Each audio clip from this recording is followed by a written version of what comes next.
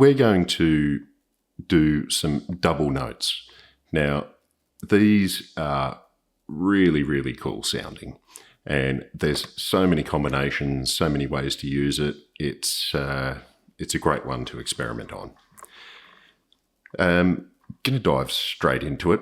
So when you're doing lead, you might want to use this in a little run as a part of a scale, or it could be a riff of its own accord. So double notes just means 2 notes. Simple enough. There's a lot to it.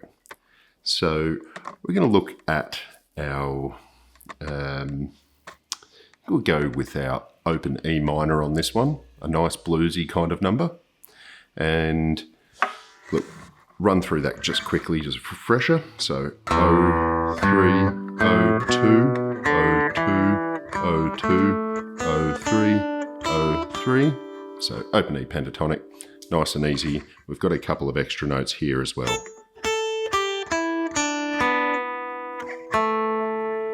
All right, that's another spot where you can do that second octave of the E. And we're going to use that a lot.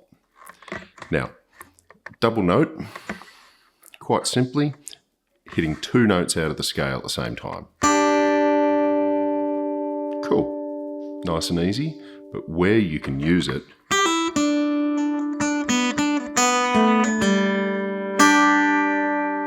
can really change the feel. Okay, now say if we go up to this little extension here in the second octave,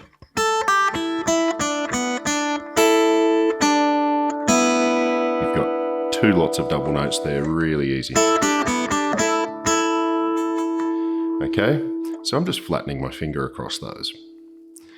Now, other options, we've got a really cool little double note here, and just to jump the gun on a couple of other lessons, but descending run on this. Just dropping back a fret each, really cool, really bluesy. Now, slipped in there is our minor scale notes. Now, you can actually go between your pentatonic and your minor. So if we look at our minor, we'll have a... All right, so if you're playing a bit of blues, don't be scared to...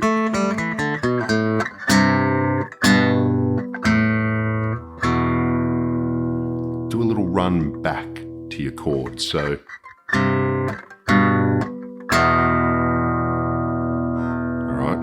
few double notes. Now, the way you can get a feel with a double note is actually in the interval that it is.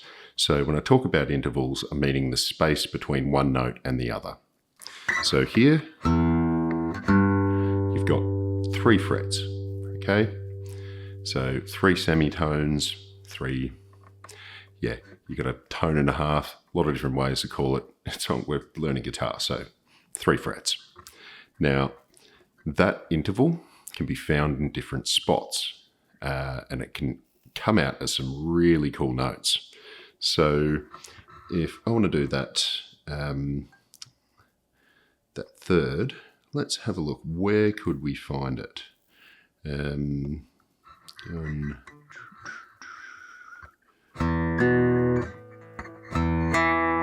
Oh, there's my root note. Third would be here. Third is also there. So you can have a really cool little double note there.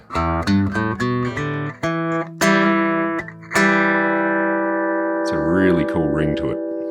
Now, this note is the same again. So we can get that third going.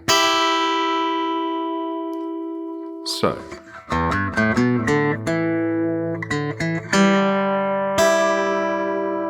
Couple of double notes to really punch something out. Now, you've also got your 5th, which is essentially a shortened version of a chord there, but you can also, all right, so you can get some really nice, so that 5th has a different feel to the third. Okay, you start to get a bit of a feel. Ooh, what's this? So what's in between third and a fifth? A fourth. That's got a really lifting sound to it. And what else could we use here? So if we've got our, let's see, our root note here, and third, where would our second be? Okay, so there's another tone coming out there. All right, so that's a, call it a ninth, but the tone is the interval's just to the second. All right, now you can also just fumble your way through a couple of these, and it's kind of awesome fun.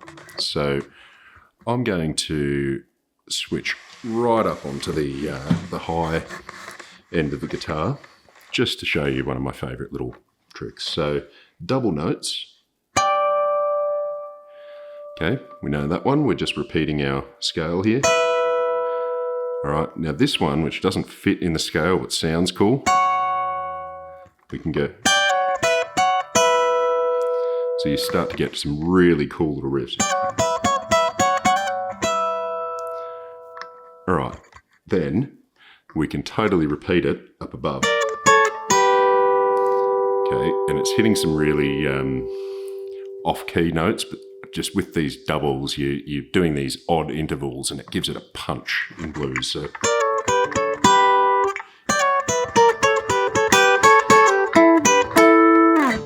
So you can actually play totally in double notes. I'm just using 2 fingers to pluck that. Just as easily pull it off with a pick. So nice and fun. You can go right up into the high here.